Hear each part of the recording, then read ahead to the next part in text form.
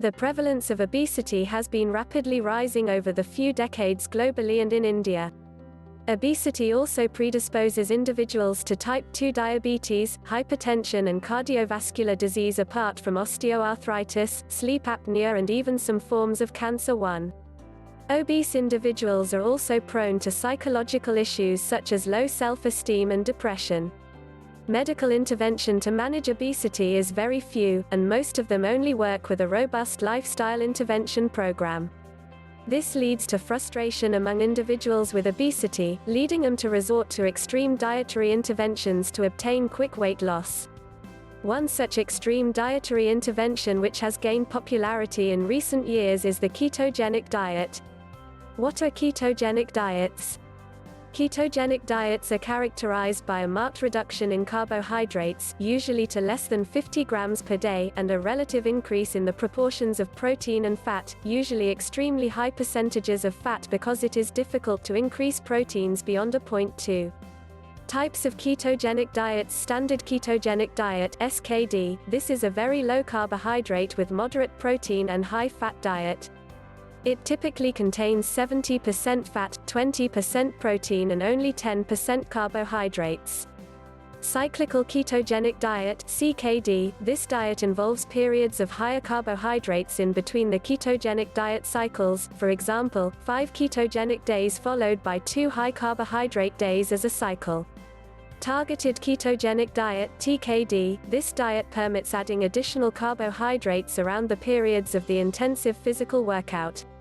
High-protein ketogenic diet (HPKD). This diet includes more protein and the ratio around 60% fat, 35% protein and 5% carbohydrates, but as can be seen, it is still a very high-fat diet. The SKD and HPKD have been used extensively. The cyclical and targeted ketogenic diets are recent additions and mostly used by bodybuilders or athletes. The SKD is the most researched and recommended, and the rest of this article will deal with SKD. Physiological principles of ketogenic diets. All ketogenic diets contain a very low carbohydrate percentage.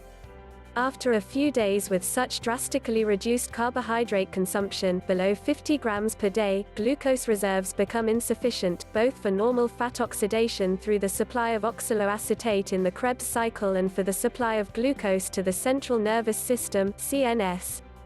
The CNS cannot use fatty acids as a source of nutrition. Hence, after 3 to 4 days of carbohydrate restriction, the CNS is forced to find an alternative source of energy. This alternative source of energy is ketones. Ketone bodies are produced in the liver and are of 2 types, acetoacetate and beta-hydroxybutyrate.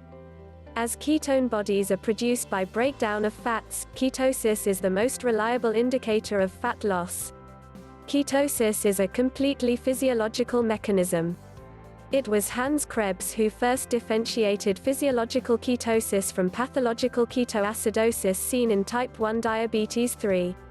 In physiological ketosis, which occurs during very low-calorie ketogenic diets, ketonemia reaches maximum levels of 7 to 8 mmol/L. It does not go higher because the CNS efficiently uses these ketones, and also there is no lowering of blood pH.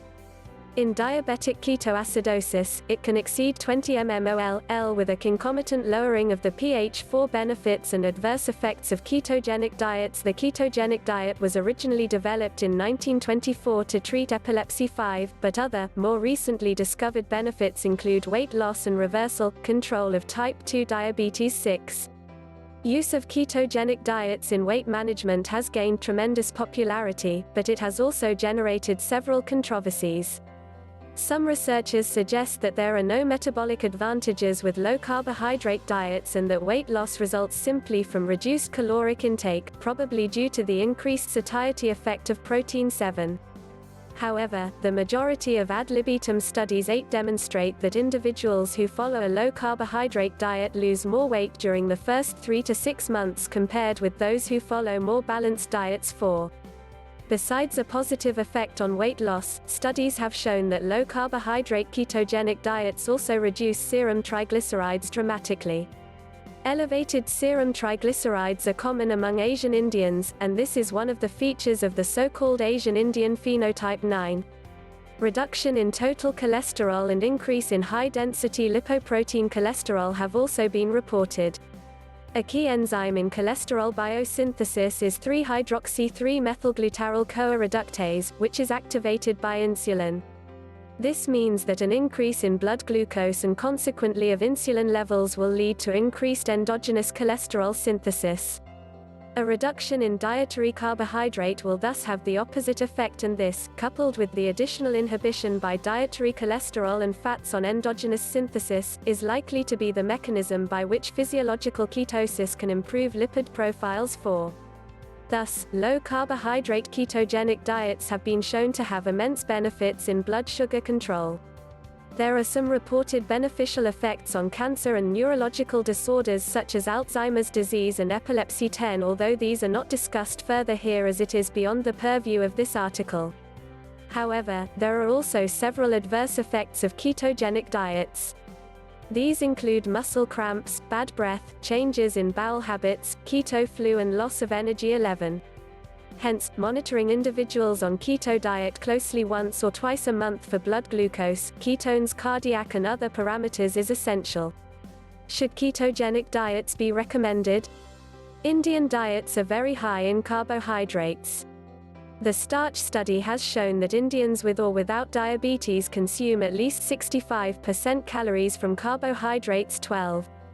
The Chennai Urban-Rural Epidemiology Study (CURES) has also shown that carbohydrate constitutes the major source of calories in South India. 13. We also know that India has a huge burden of type 2 diabetes. 14 and cardiovascular disease. 15. Data from the PURE study 16 showed that high carbohydrate intake, more than about 60% of calories, was associated with an adverse impact on total mortality and non-cardiovascular disease mortality.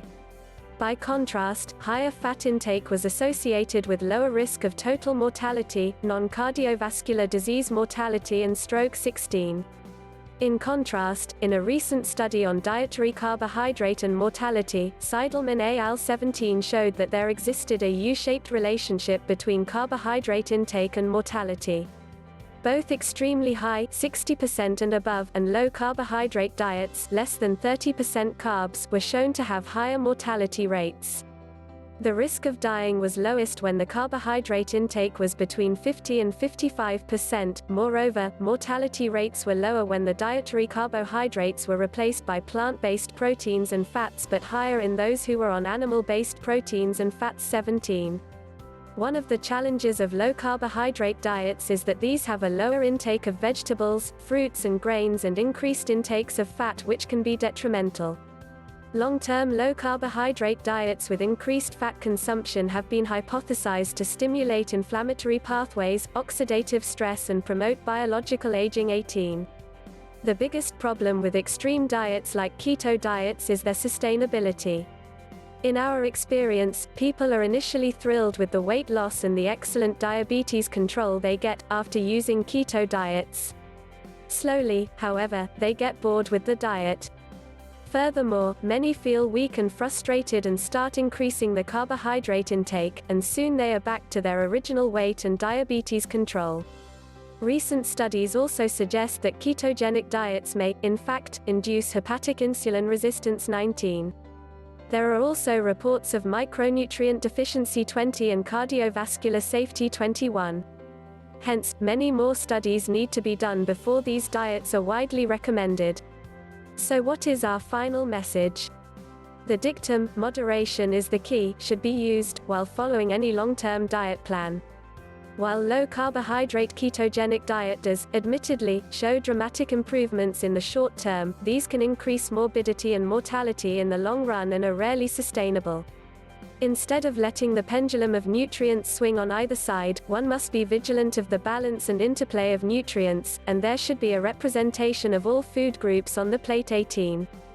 For Indians, it appears that it would be most prudent to have a diet with about 50% carbohydrate, using complex carbs and whole grains such as brown rice or whole wheat, about 20 to 25% protein, preferably from vegetable proteins such as legumes and pulses, and the remaining 25 to 30% from healthy fats like monounsaturated fats, e.g. groundnut oil or mustard oil, and nuts and seeds, along with plenty of green leafy vegetables.